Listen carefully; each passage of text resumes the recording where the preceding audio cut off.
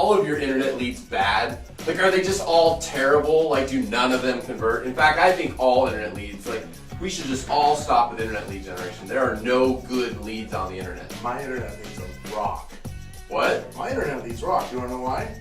I guess so. Because they get contacted. Oh, really? Kevin Yeah. Kaufman, Fred Weaver here, and we're going to talk a little bit about internet leads today. You know, there's a lot of lead sources out there, but we're just picking internet leads today because it's a lead source that our company's worked a lot on. But a lot of lead sources get bad raps. Sure. That's kind of the way I would describe it. They get a bad rap, right? Like they get kind of tagged as a good or bad lead source, when in fact, I'd like to challenge that it's really not the lead source, it's about your follow-up. Yeah, absolutely. It's about the follow-up. There's no such thing as a bad lead in my mind. There's bad follow-up, there's bad agents, but there's not a bad lead. Right? Yeah. And so let's break down bad follow-up. Bad follow-up could mean, number one, you just actually don't contact them enough. So number of contact attempts, number of varied contact attempts. Sadly, that happens a lot. Right. It also could just look like bad scripting. So meaning you are following up, you do have contact attempts, but your value proposition or your scripting leaves a lot to be desired. Yeah, right? So you mean like you could actually get an objection and then not handle it properly?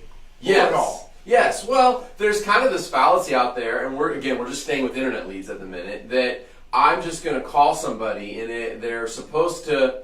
Now, nobody would say this consciously, but unconsciously, when you look at some people's follow-up, their unconscious behavior says, I expect when I call this person that they're just going to say, wow, Kevin, I'm so glad you called me today. And yes, in fact, I was thinking of buying a home. My husband and I are going to be doing this, this, and this. We're going to be ready here. In fact, we're already pre-qualified. No, we would never want to talk to any other real estate agents. We've never looked at a home online on any other websites. We've only given our contact information to you. In fact, you seem like a very reputable person. We can't wait to work with you. That never freaking happens. But some people's unconscious behavior, when you watch their follow-up, you watch the text messages they send internet leads, you listen to the dialogue they have, they get one objection, and then they just say, okay, thank you so much, have a great day. I'll take you off my list. Okay, you're not interested? Okay, wish you luck, right? When in reality, like that first objection is just them saying, I'm not ready, I don't know who you are, leave me alone, you pest. Like, that's what they're thinking. You have to actually work to build rapport. Right. Now, there are different lead sources, like a radio ad, for example, where maybe you're promoting your brand. It might be a little bit warmer. That type of lead is calling you because of some offer you had or some reputation you've earned from just paying for a radio spot. But an internet lead is a little bit different. Just a smidge different.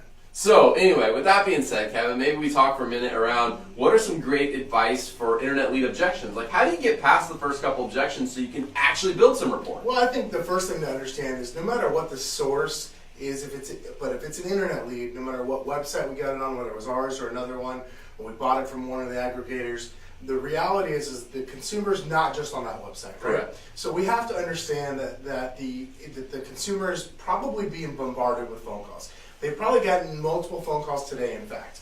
And so when they throw up the, hey, no, I'm not interested, or I don't want to talk about it, or even just don't pick up the phone, we've got to understand it's not that they don't want to talk about it. They raised their hand and said, I have a real estate need. Yes. They just don't know what to say or how to say it because they could just be tired of picking up the phone, whatever. So we've got to work to get past that. Wait a second. I thought all home buyers and home sellers got together every Friday night at their local YMCA and they practice scripts on what to say to us real estate agents. Exactly. Are you telling me they don't do that? Believe it or not, they don't. They don't? And so here's the deal. What we've got to do is we've got to find a way to break past that. You can't break past that by simply saying okay or you're wrong or whatever. Yeah. Like we've got to find out.